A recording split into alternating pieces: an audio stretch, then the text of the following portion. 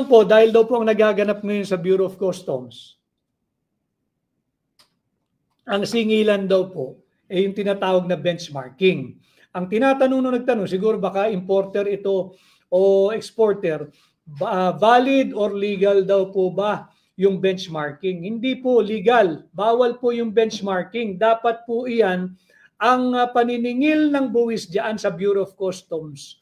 Ang paniningil ng tax should be based on the transaction value, hindi po benchmarking. Yung benchmarking, ginagamit lang po yun bilang tool ng pag-risk assessment o risk analysis. Ginagamit lang po yan bilang sa pag-aaral nila, pag-a-analyze sila, panunukat. Pero para po sa buwis, dapat to ang inyong binabayaran at ang dapat pong sinisingil ng Bureau of Customs ay base sa transaction value, hindi sa benchmarking. Bawal po iyan. But of course, it's all up to you kung gusto ninyong kasuhan yung mga tiwali dyan sa Bureau of Customs. Ito nga ho yung pinag-uusapan natin eh.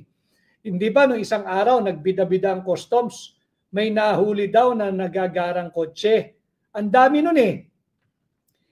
Alam mo ninyo nung panahon ni Pangulong Duterte, yung mga nahuling smuggled na kotse, pinadaanan niya ng pison. Sinira, winasak. Bakit ito hindi ninyo magawang padaanan ng pison? Sapagkat pakitang tao lang yan, wag ho kayo magpapabudol. Another basis sa sinasabi nating deception. Linoloko po tayo, binubudol tayo, nahuli daw. O nahuli, illegal. Pasagasaan mo sa pison. Ipakita mo that you mean business. Pasagasaan mo. Total smuggle dyan, wala namang kinita gobyerno dyan eh. Ang next na pambubudol nila, sasabihin nila, hindi. They will give chance, due process, baka sakaling magbayad ng buwis, kailangan ng buwis ng gobyerno. Kalokohan po yun, pambubudol po yun. Bakit kanyo? Paano nakalapag dito sa lupa yung mga smuggled luxury vehicles? Saan dumaan yan? Hindi ba sa port din? Saan dumaan yan? Hindi ba't sa port din na merong kawani ng Bureau of Customs? Ito po'y moro-moro. Kung talagang seryoso sila, ipakita nila, sagasaan nila ng pison itong mga smuggled sports car and luxury vehicles. Ito ang dapat nilang gawin. Tularan nila, sundin nila. Yung ehemplo na ipinakita ni Pangulong Duterte nung merong mga nahuling luxury imported and smuggled vehicle during his time as president. Hamunin natin yung Bureau of Customs. Pasagasaan mo sa piso, wag mong panghinayangan yan. Wag mo kaming budulin, wag mong panghinayangan yan. Walang nawala sa gobyerno, hindi nga nagbayad ng buwis eh. The fact na nakapasok sila, merong kapusta diyan sa Bureau of Customs yan. Bakit? Wala hong ibang dadaanan ang mga sasakyang ganyang kamamahal kung hindi sa mga pier. Kung hindi diyan sa mga pier na may kawani ng Bureau of Customs. Kung yan ay nakalusot, korupsyon na naman po yan.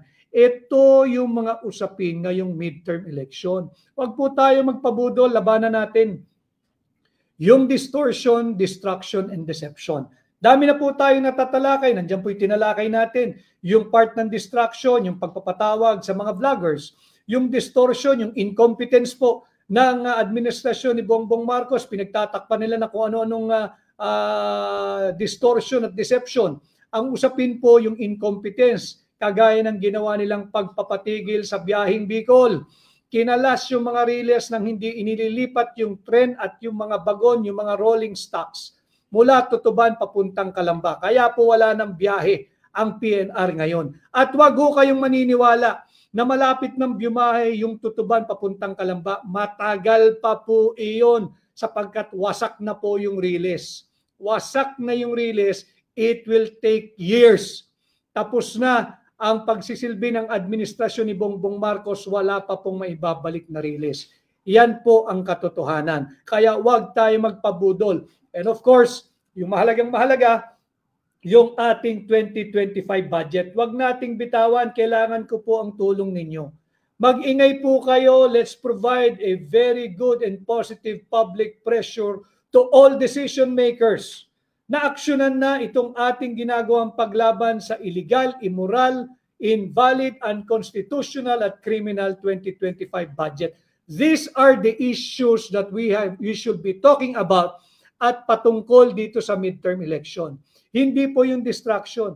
Hindi po yung illegal na impeachment din kay Vice President Inday Sara Duterte. Hindi po yun legal sapagkat nabanggit ko na rin po sa inyo, 215 congressmen ang pumirma sa loob ng 7 oras. Imposible po iyon. Imposible po iyon. Kaya yes, you can interview me after this live. Maraming salamat kay SAS. Maraming salamat sa iyong pagsubaybay. At kay Coffee the Explorer, Attorney Vic, dahil sa biro ni PRD, pero yung sinabi ni PRD, tama po yun. Alam ho ninyo, lahat ng sasabihin ni Pangulong Duterte ay pipilitin nila maging istorya, maging headline. Bakit? Para pagtakpan ang kanilang korupsyon, para pagtakpan ang kanilang incompetence, pagtakpan itong biyaheng Bicol na pinatay nila, pagtakpan yung 200 inosenteng Pilipinong patay dyan sa Bicol dahil nalunod, dahil ninakaw yung flood control funds. Ito po yung mga masaklap na katotohanan, pilit nilang pinagtatakpan. Pinagtatakpan ng inflation, pinagtatakpan yung ating napakahinang GDP nung nakaraang taon, 2024. 5.6%. Bakit? Natatakot po yung mga mamumuhunan dahil talagang higit na talamak ang korupsyon Kagaya nga po nung aking sinasabi, hindi na po under the table, hindi na above the table, including the table na po ang korupsyon ngayon. Pati yung table, ninanakaw na, inuuwi na, ganun na po kagarapal. Kaya bagsak yung ating GDP last year, 5.6%. At ito nga, itong 2025 budget. Alam mo ninyo, ang nabuong classroom lamang last year, 2024, ay 847 classrooms. 847 Alam po ninyo ilan ang kulang? 165,000 classrooms. 165,000 classrooms. Ang naitayo lamang, ang naigawa lamang last year, 847. Ano po ang ginawa ng administrasyon ni Bongbong Marcos for this year? Binawasan pa ho ng 31 billion pesos. 31 billion pesos ang ibinawas sa budget ng education sector. Ganyan po kalala, hindi po nila interes ang ating mga kabataan. Hindi po nila interes na mabigyan ng magandang kinabukasan at edukasyon ng ating mga kabataan. Inuuwi po ng mga tiwaling mambabatas ang pera. 165,000 classrooms ang short. May shortage po tayo ng 165,000 classrooms. Ang tinayo nila last year, ang nabuo lamang ang napagawa ay 847. Ano pa po ang ginawa ngayong saklap na sa 2025 budget? Bukod sa mas malaki, ang funding na ibinigay sa public works na bawal po ay unconstitutional. Malinaw po iyan sa Article 14, Section 5 ng ating saligang batas. Dapat pagdating sa budget allocation, priority ang education sector. Hindi po nila priority. 847 classrooms lang ang ipinatayo last year. Ang kulang po ay 165. Ngayong taon, binawasan pa po ng 31 billion pesos ang ating education sector. So ginagawang patuloy na mangmang ang sambayan ng Pilipino. Kawawa po ang mga kabataan. Kaya tayo namumuno dito sa tinatawag nating war on corruption. Labanan natin. Expose natin ang mga corruption bilang tunay at maisog na senador ninyo ngayong 2025. So ito po yung issues na pinag-uusapan natin, yung unconstitutional na gagawing pagdinig sapagkat yun po malinaw sa ating saligang batas talaga Wala akong makitang anggulo. Article 3, Section 4, nagsisimula in the negative. No law shall be passed abridging the freedom of speech, expression, and of the press. O anong didinggin natin? Kung sa tingin nilang mayroong nagmalabis o nagkulang o na-libel sila nung kung sino mang miyembro ng social media or new media, idemanda po ninyo ng libel or cyber libel or damages o pare-parehas. Idemanda po ninyo pero hindi nyo pwedeng bawasan o sikilin o ipagbawal ang karapatang magsalita, magpahayag at magbalita. Hindi ko po sabi yan, sinasabi po yan ng ating saligang batas. Pinapaliwanag ko dito sa ating direksyong pakikipag-ugnayan sa inyo. Ganon din yung incompetence ng administrasyon ito, huwag nating kakalimutan. Let us fight distortion, let us fight destruction, let us fight deception. Kaya po binabalik ko kayo sa sentro ng mga mahalagang usapin na dapat po lagi nating pinag-uusapan. Huwag nating bitawan. Ang issue po ngayong 2025 election is a referendum. Kung kayo po ay masaya na at kung kaya ninyong sabihin sa sarili at pamilya ninyo na higit maluwag at magaang ang inyong buhay ngayon kesa nung 3 years ago, kung masasabi po ninyo na higit mura ang bilihin ng mga pangunahing bilihin ngayon, yung presyo ng mga pangunahing bilihin ngayon, kung masasabi nyo at kumbinsido kayo na meron na pong 20 pesos na kilong na bigas, wag nyo na po akong tingnan. Siguro, tulungan ninyo yung nagpagaang ng buhay ninyo. Pero kung sasabihin po ninyo na higit na mahirap ang buhay ngayon, mataas ang inflation, laganap at talamak ang korupsyon, balik na naman ang kriminalidad, balik na naman ang droga, ang daming walang trabaho, ang daming underemployed.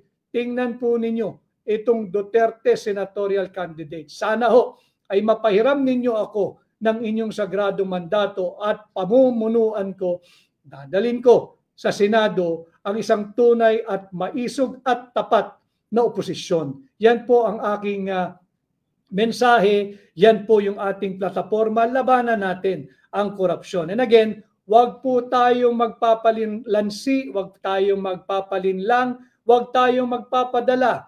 Let us fight distortion, let us fight destruction, let us fight deception. Yung distraction po nila, linilihis yung issue, pinagtatakpan eh. Yung mga kababayan natin sa Bicol, wag po ninyong kalilimutan, tinigil nila yung biyaheng Bicol. Wala na pong tren na babiyahe dyan. Bakit? Ayaw po nila. Tinanggal yung release. Walang bagon, walang tren, walang rolling parts or rolling inventory dyan sa Calamba. Nandyan po lahat sa Tutuban. Silipin po nyo yan. Silipin po nyo yan. Ito po hindi pinag-uusapan ng mainstream media. Bakit? Siguro natatakot. O baka naman, alam mo ninyo kasi, kaya laging pinipilit nila na ang kanilang headline or banner story is about President Duterte or Inday Sara Duterte. Sapagkat meron pong ito may trauma po ito Yung tinatawag nating mga politiko na elitista, takot po yan sa Duterte brand. Yung mga mamumuhunan na oligarko o mga elitistang negosyante, takot po yan sa Duterte brand. Yung US interest, takot po yan sa Duterte brand. Meron po silang Duterte trauma At yung ating mga political elites, takot po yan sa Duterte brand. Kaya tuwing may issue na pagtakpan ang incompetence at korupsyon at kahinaan ng Marcos administration at ang pag-uusapan ay Duterte, sila pong nasa likod niyan. Tingnan niyo yung nagrally noon na impeach Inday Sara. Wala pong nagsalita sa kanila tungkol sa vice cam. Wala. Nagkampi-kampihan, mga political elites po iyan Yung iba naman hindi talaga elite, feeling elite at nagpapa-elite-elitan. Nakikisampa, yung tawag po natin sa English ba, social climber. Gusto maging elite-elite kahit hindi naman. At yung mga US interest na tinatamaan, yung mga drug syndicates na tinamaan, yan po yung may mga Duterte trauma. Kaya wag po tayong lilihis sa mga issue at usapin ng inflation, corruption, criminality, unemployment, underemployment at mataas na presyo ng mga pangunahing bilihin. Muli po, maraming salamat sa inyong pakikiisa ngayong hapon. Sana ho ay naibsan ko ang inyong pagka-inis o pagkabanas dahil kayo naiipit na naman sa traffic. Bakit? 26,000 daily commuters ng PNR dislocated. Malamang ho, yan kasama nun niya sa bus, sa MRT, sa LRT, kalaban na natin sa ride-hailing app, nagsisiksikan na tayo dahil po sa incompetence ng Marcos administration, tinigil ang biyaheng Bicol, tinanggal ang riles, samantalang iniwan ang mga tren at bagon dyan sa Tutuban, kinakalawang, nauulanan, inaalikabukan, masisira lamang po iyan. Kay Maria Gabriel, ang boto namin ay sa iyo, Atty. Vic Rodriguez, pang presidentiable ng katulad na ko po. Praying somebody, pang presidente ng takbuhin mo. Tulungan po ninyo ako sa inyong mga kamag-anak. Marami pong salamat. Magwa 1 hour na po tayo. Ako po muli ang inyong kaibigan, Atty. Vic Rodriguez, Pilipino, abogado, maisog.